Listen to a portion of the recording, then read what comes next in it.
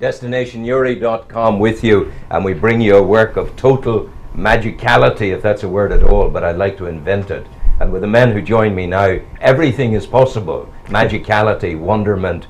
The Morn Quest is the book. The man who's responsible for the words is Gary McElherron. Oh, yeah. How are you? John Farrelly, responsible for the artistry. We are in the presence, dear friends, and there are 175,000 of you out there over the last 4 weeks, so that's a bit of a record on our part. Excellent. There's about 8,000 people tuned in at the moment to see this go out. Nice. So I rarely do I feel myself to be in a situation of sheer awe of the people I'm with. I don't believe you're human beings at all. I think you're friendly aliens who no, I'm sorry, I think you're friendly aliens who have been beamed down to be amongst us and to lift our gaze above the horizon of our awful ordinariness. And that's the problem. You have done great, great things, and this book is magnificent. Thanks. And it's joyful, and it's a great story. Gary, where did it come from? My son, Jack. Wow. He's 9 now, but at the time he was 4, and he asked me a simple question that just mushroomed into, dare say, an obsession. He asked me where dandelion clocks went when you blew on them. Wow, what a question. This guy should be in Mensa. Yeah, well, don't you think, John? Absolutely. We'd taken him, I mean, the picture John did there was is actually my son, aged up. I mean, as I say, he was 4 at the time. He actually is nearly now the age of the person who is in the front cover. So you hadn't written before? I have. I've written my first story I wrote when I was 21. Yeah. But was that sort of dabbling, or was it serious? It was because I was broke and there was a competition for 10 grand, and naively when I was 21 I thought I could win this. Yeah. And of course you did. Well, we did hear what happened. 4 or 5 years after having written this, what I thought was a novel story, I went to the movies and was sitting watching Brad Pitt and Morgan Freeman in the movie Seven, which is about a guy who kills people in the act of the 7 deadly sins. Yeah. And that's exactly what I'd written. So wow. Like, ouch, ouch. And I thought, where did my story ever go? Are you absolutely sure they didn't steal it? Be great. I actually thought it'd be brilliant if I thought that was the truth. But as John has said to me, there's only a finite number of ideas out at any one time. There's nothing new under the sun. There's nothing new. There's nothing new. I had an old boss in the BBC, Dan Gilbert, God rest him. He was a lovely man. He was the guy who headhunted me from RTE and brought me up to the BBC. He said, "There's nothing new under the sun, dear boy." That was it's quite true. It's true. Absolutely right. But I mean, there is a unique skill here, and it's a marriage of the skill of the wordsmith and the artist. And John, what you're doing here, I'm speechless. You've created from words. You've envisaged something, and then you have created an image. You have created monsters and gods. It's exactly the first time it happened. John and I hadn't seen each other for a while, even though we've known each other since we were 11. We were up at the house having a few jars, and I was describing one of the characters from the story, and it was a teddy bear who basically the original hero was a teddy bear instead of this Leprechaun, Clurachaun character. And as I'm chatting to John, having a jar, he turns around the page and he goes, "Is this your character?" And it was as if somebody had gone into your mind and plucked it out. And you'd drawn it. And you'd drawn it, and it's there. And then that night we actually, steeped it in tea, we baked it, we burned it, we went out the back garden. Not the actual object. And it was drawn. You shot the breeze out. Exactly. We got a teddy bear. Yeah. We got a teddy bear. It was a picture that I had drawn, yeah. It was exceptional. And but then how it developed beyond that was through a series of events, through a colleague at work, a guy called Shane Lee. I happened to chat to him one day, and he was asking me what I was up to. I was trying to make myself look interesting. I says, I've written a children's book. And he says, my brother-in-law's brother does that. And I goes, who's that? And he goes, Declan Carville. And I went, Declan Carville, the Fairy Glen, and Sister Bridget, and all these. He's quite a prolific writer, and Northern Irish, and children's writer. And he gave me his number, and we rang him, and he said meet up. So John and I met up with the work. And the one piece of art, because it was about a teddy bear and a young boy, and the young boy was from the Mourne Mountains, but it wasn't set in the Mournes at that stage.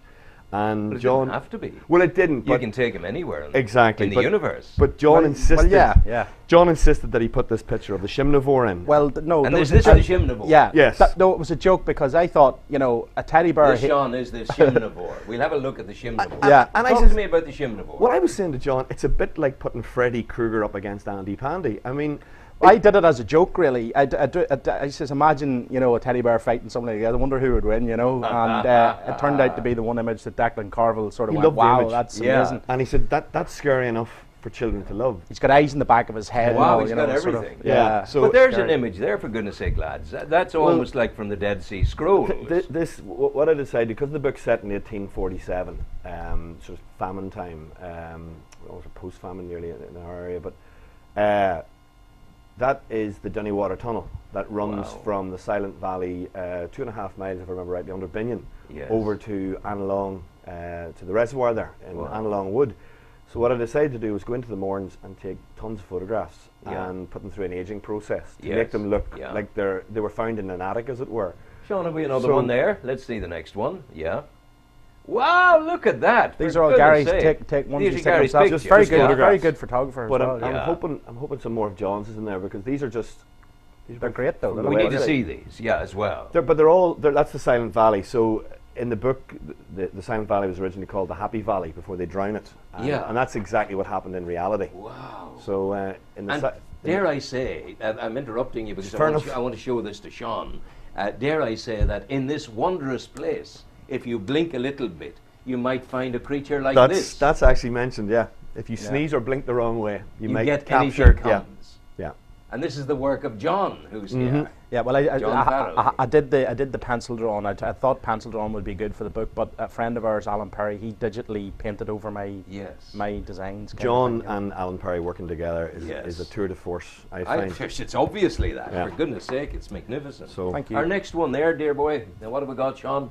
Look, this is where does the dandelion clock goes when you blow on it? Disappears? So that's where Cobbs comes in. Cobbs is a 437-year-old Cluricon. Don't call him a leprechaun. They're But not a Cluricon, they're an upper class leprechaun. Well, really. actually, they've evolved. In folklore, basically, they're basically really a leprechaun that like their ishkabaha. They like their whiskey. That would have made him a better leprechaun, because the leprechauns were fiendishly awkward. Well, they are. Well, the other thing is leprechauns collect gold. Yeah. And Cluricons in this story collect white gold, as it were. They collect dandelion clocks. Yes. And when a child blows on a dandelion, the clocks fly off, and they collect them in tiny little jars. And once all those clocks from one wish have been collected, that wish can come true. Wow. And what happens with this young boy is, through a series of events, he loses. His father goes out to sea. He's a fisherman, and gets lost in a severe storm. And Jack has already made a wish on a leprechaun or on a dandelion, and it came true. Wow. So he knows it works, and his second wish doesn't. So through a series of events, he gets transported to the true kingdom of Mourne, which is Tullymore Forest, where he meets Cobbs, and they set off an adventure through the Mourne Mountains to find out why his father's wish didn't come true. Wow. Cobbs has his own story. Cobbs has lost all of his family in one day. They went out in a morning dandelion hunting and never came home. And he blames himself. It's a dangerous business, the old dandelion. Dandelion hunting is dangerous because of the Shimnavore, because of these creatures. You didn't think it was dangerous, well, you see, the Shimnavore want them. The Shimnavore want them for exactly. Their treasure. They want them for their own dastardly reasons. And I mean, the Shimnavore is born of the River Shimna. Yeah. And they cannot be killed. They cannot be shot or arrowed or anything like that. Their skin, if you touch it, you age 100 years. So they're impervious. So how do you kill something that can't be killed? That's what the story's about. The other thing, you could take them to the Ring of Gullion. Now, the lake in the top of the Ring of Gullion, if one is immersed in it, one immediately grows old. That's right, the hair will go white. Yeah, well, I did swim in it at the age of 18. I'll say I did too. Mine didn't go white. It just about that time too. Yeah. I swim in it every day. But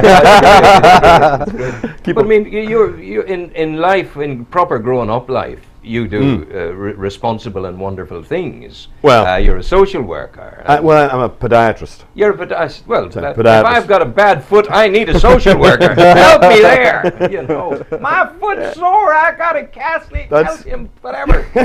That's the reality. Yeah. John, though, is full-time. His art is. Where do you do your art, John? Just out of home, really. Just. Are you local? Yeah, I'm from Killian originally. Well, I want you to come in on Monday separately, or Tuesday, at a day. We'll talk about it later. All right. Because I want to talk art with you big time. Yeah, I can do that. Because I'm fascinated by this. Okay. I really do believe you're a benevolent alien. My golly. That you've been beamed sussed out, Gary. I tend to agree. I agree. Beamed down here to make us a happier people. Well, yeah, that's all to do with art, isn't it? Like I'm looking at this and I'm over the moon. I'm just so happy. I want to go into this guy's cave and start. This reminds me of my old folk boat where I had a turf burning stove on it. Did you? Oil lamps. Oh, wow. And do you know something? I stole the statue of a leprechaun from a boat that was in from Skerries. And in that particular, every time I opened the second bottle of Rioja, the leprechaun started to levitate and talk. Oh. You sure it was turf you were burning? No, it was the Rioja was the thing. Yeah, without a doubt. So how long did it take you to write the book, Gary? It changed along the way. I was extremely fortunate. John was doing the artwork for me along the way, which was brilliant. Every other week John would go, didn't know a sketch for you. I was going to throw it in the bin, and everything. I kept everything. I just wouldn't let him throw anything out. You're a magpie. So you've definitely true. But I was extremely lucky. Again, Declan Carville introduced me to a project in Northern Ireland called LitNet, NI, which is it's a fantastic thing. Basically what they do is they put writers together, people like myself, because I wouldn't consider myself a writer because I never published before. Yeah. So although I was writing, I don't think how you could call yourself a writer because there was nothing. Nothing on the shelves, as it were. Yeah. And I was too scared to put anything into sort of competitions. Apart from that one when I was 21.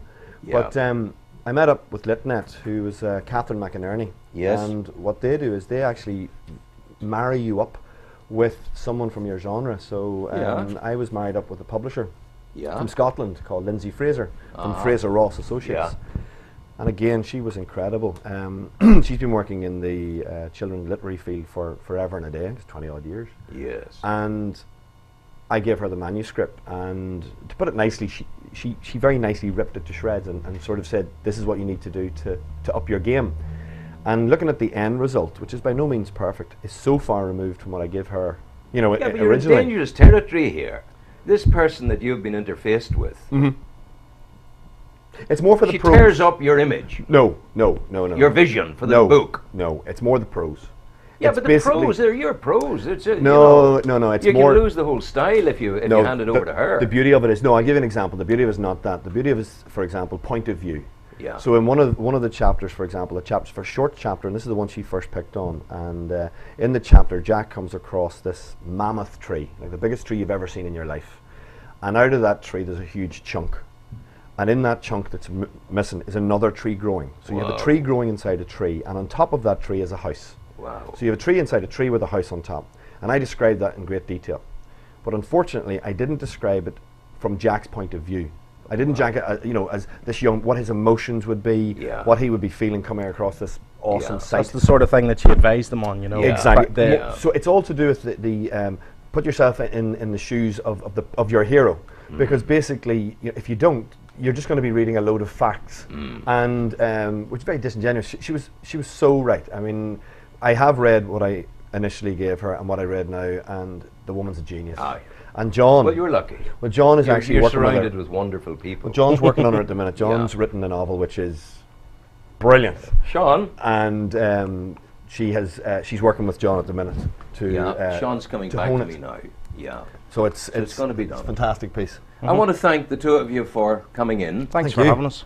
You'll come again. Certainly will. Because this is a monumental conversation that we're just beginning. Just the beginning. This is a full hour's discussion on another day. Thanks so much for coming in, John. Thank you. And make sure I get your phone number before you leave. Right, no problem. Sean, that has been wonderful. Thank you very much indeed. Sean is looking out for, of all people, Tyson Fury. The boxer. Right. He's coming in to us. Is he here yet, Sean? He is here. Tyson Fury is with us. Go well, lads. Superb. Tiptoe so he doesn't catch I'll tidy up. I'll tidy up here and we'll run. And there you go.